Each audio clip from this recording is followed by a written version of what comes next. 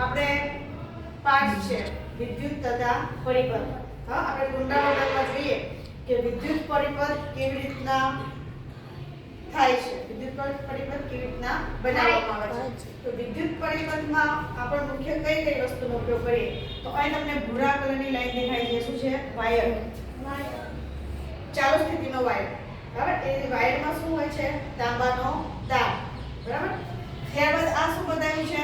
Cell એટલે કે power. તેમાં તમે જોશો તો વત્તાની નિશાની છે ને અહીંયા સાઈનની નિશાની છે માઈનસની. વત્તા એટલે શું કહેવાય? ધન ધ્રુવ અને માઈનસ એટલે શું કહેવાય? ઋણ ધ્રુવ. હવે આ શું બતાવ્યો છે? બલ્બ. બરાબર છે? કોઈ પણ બલ્બ તમે લઈ શકો. નાનો બલ્બ ના હોય તો LED લાઈટ હોય તો એ LED પણ તમે લઈ શકો છો. અહીંયા તમે જો આખો વિદ્યુત પરિપથ પૂર્ણ થાય છે. કોઈ પણ છેડો છે એ કોઈ પણ જગ્યાએથી છૂટેલો છે નહીં. ઋણ ધ્રુવ આગળથી છેડો જોઈન થાય અને કોની સાથે જોઈન થાય છે? બલ્બ સાથે. બરાબર? ધન ધ્રુવનો છેડો કોની સાથે જોઈન થાય છે? બલ્બ સાથે. તો આ એક વિદ્યુત પરિપથ આખો બને છે. ત્યારે અને સેલ પણ કેવી સ્થિતિમાં લેવાનો? ચાલુ સ્થિતિમાં. બરાબર છે? જે સેલ નો પાવર ઉડી ગયો છે, બરાબર છે, એ સેલ લેવાનો હોતો નથી. હવે સંપૂર્ણ પરિપથ પૂર્ણ થાય ત્યારે બલ્બ પ્રકાશિત થાય છે. પણ જો આ ત્રણમાંથી પણ એક જ જગ્યાએ છેડો છૂટી જાય છે તો વિદ્યુત પ્રવાહ પસાર થતો શું થઈ જાય? બંધ થઈ જાય. બરાબર? એટલે કે બલ્બ પ્રકાશિત થશે નહીં. અહીંયા આપણે વિદ્યુત પરિપથની સર્કિટ બનાવવાની છે. તમે બધાએ ઘરે જઈને આવું બનાવવાનો પ્રયત્ન કરવાનો. એના માટે તો શું જોઈશે? આવું કાર્ડબોર્ડ હોય તો ચાલશે ને. તેમને એક સ્વિચ લેવાની જેને વિદ્યુત કળ કહેવાય.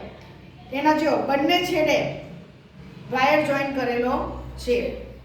પછી આ શું છે? બલ્બ. બલ્બની જગ્યાએ શું છે? LED light. અને આ છે 9 વોલ્ટની બેટરી જે બજારમાં તમને સહેલાઈથી મળી જાય. એમાં પણ જો એક ધન છેડો અને એક ઋણ છેડો અહીંયા હોય.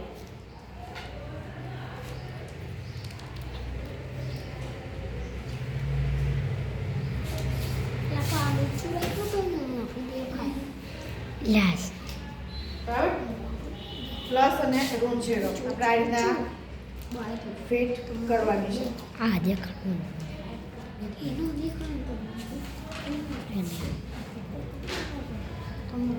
હવે સ્વિચને આપણે શું કરીશું? ઓન કરીશું. જો વિદ્યુત પરિપથ સંપૂર્ણ પૂર્ણ છે, ક્યાં પણ કોઈ પણ છેડો ખુલ્લો નથી, સંપૂર્ણ બંધ છે, ત્યારે આપણે આ જે સ્વિચ છે એને આપણે ઓન કરીશું તો બલ્બ પ્રકાશિત થાય છે. બરાબર? ફરી આપણે સ્વિચને હવે બંધ કરીશું.